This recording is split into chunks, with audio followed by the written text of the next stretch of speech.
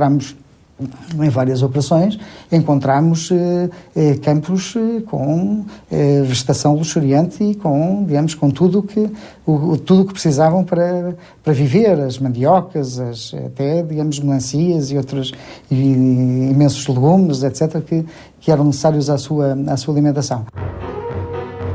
No dia 6 de julho, 5 dias após o início da Nogórdio, cai nas mãos das forças portuguesas a base de Moçambique. A base encontrava-se abandonada e durante a batida nas proximidades os paraquedistas foram flagelados 2 vezes. Recordo-me, a 15 de julho de 1970, um ataque com o morteiro 82, portanto, dirigido para o local onde nos encontramos, ou seja, a zona onde estava instalada a base de Moçambique.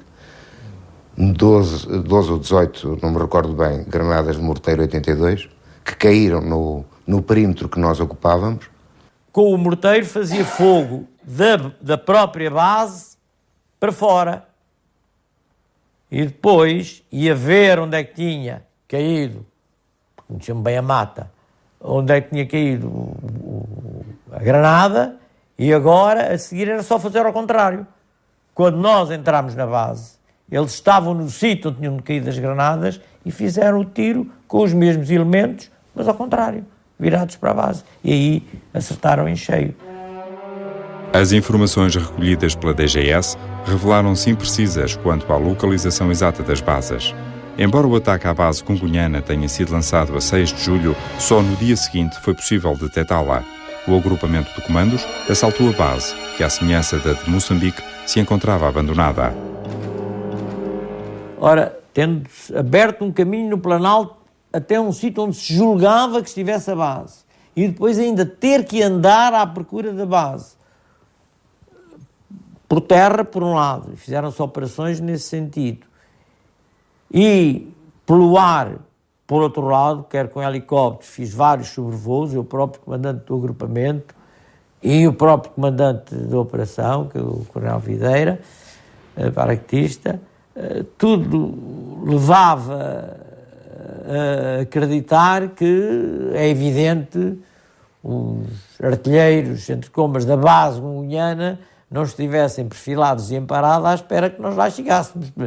Não foi surpresa para nós isso suceder, porque na verdade, quer dizer, nós queríamos principalmente terminar com um poder existente organizado e que eles classificavam quase como área libertada, onde procuravam levar figuras políticas que os apoiavam para mostrarem a sua possibilidade.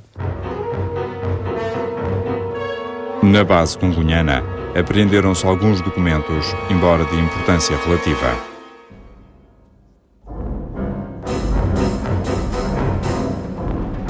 Contudo, a descoberta de um arsenal permitiu a apreensão de várias armas e munições de fabrico soviético e chinês. Esta atividade diminuiu substancialmente o potencial bélico da Frelimo no Planalto dos Macondas.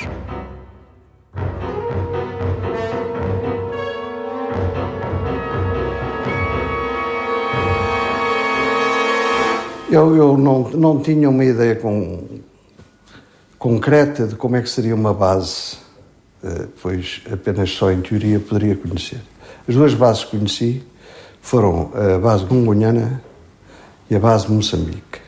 Na base congonhana verifiquei que havia uma estrutura bastante razoável e de bom gosto até, onde se poderia viver e onde se poderia até ensinar e criar formação não só de guerrilheiros, mas também formação humana às pessoas que lá estivessem. Não me parece que fosse uma base tão de levante quanto as bases normalmente da guerrilha poderão ser. A razão disto também, que me leva a dizer isto, é que os paióis que foram encontrados eram extremamente valiosos e grandes, o que normalmente não se faz numa chamada base só de passagem.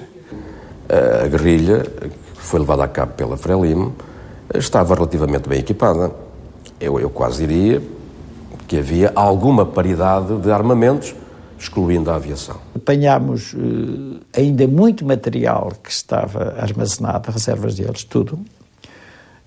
Tomámos conta das bases fundamentais e destruímos toda a estrutura que havia dos Macondes.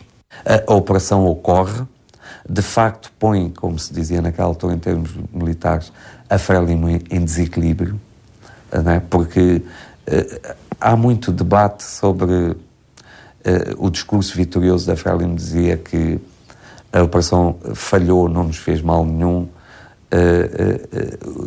Do lado do Kaluza dizia-se que a operação arrasou o inimigo, etc.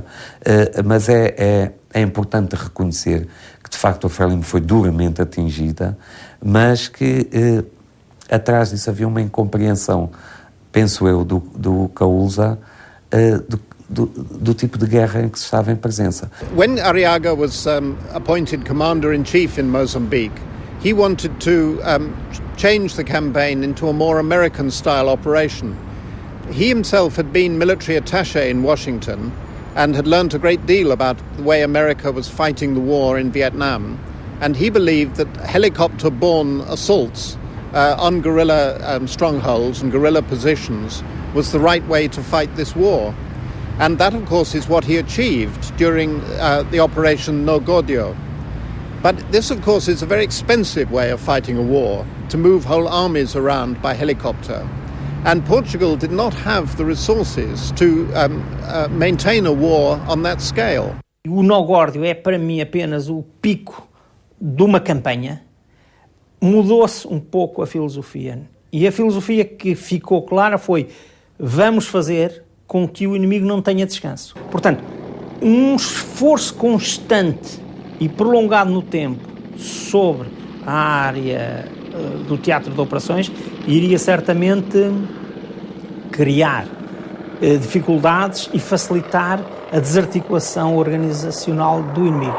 Simplesmente, isso eu creio que era uma filosofia que estava além das capacidades do país de produzir poder, homens, poder aéreo e viaturas para garantir um esforço durante tanto tempo. Temos que nos recordar que estávamos numa guerra de guerrilha e nós estávamos a fazer contra-guerrilha. E, portanto, algumas das minhas críticas ao conceito da operação é que a operação, digamos, toda ela tem um estilo demasiadamente convencional para os objetivos que foram propostos e que foram aceitos pelo general Kaluza de Arriaga. E, dada a extensa preparação que a Operação No Godio exigiu, uma concentração de material e de pessoal em Moeda, em Angololo, eventualmente em Sagal e Aca, essa longa preparação, na minha opinião, eliminou o fator surpresa, ou prejudicou o fator surpresa.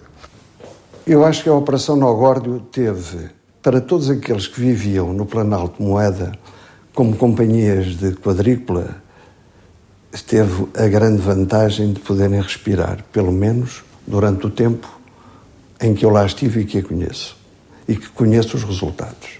Acho que se passou de uma situação de aperto constante por parte do inimigo, de limitação de movimentos, para uma situação diversa. Pareceu-me que foi possível, em termos organizativos, em termos logísticos, pôr de pé e desencadear e executar uma operação vasta daquela natureza, tendo em conta que as acessibilidades estavam difíceis, tudo isso. Enfim, penso que correspondeu à capacidade logística do exército português da época. De uma forma muito clara e correndo o risco até de ser um pouco simplista, eu acho que a Operação No Godio foi um erro estratégico e foi uma derrota para Portugal, não é? E que marcou claramente dois períodos, portanto a transição para a última fase da guerra, em que se tornou claro que não era possível uma solução militar. Houve balanços que eu comecei por fazer logo na altura em que lá estava, em que eu comecei a ver acumularem-se uma série de mortos na zona de Moeda,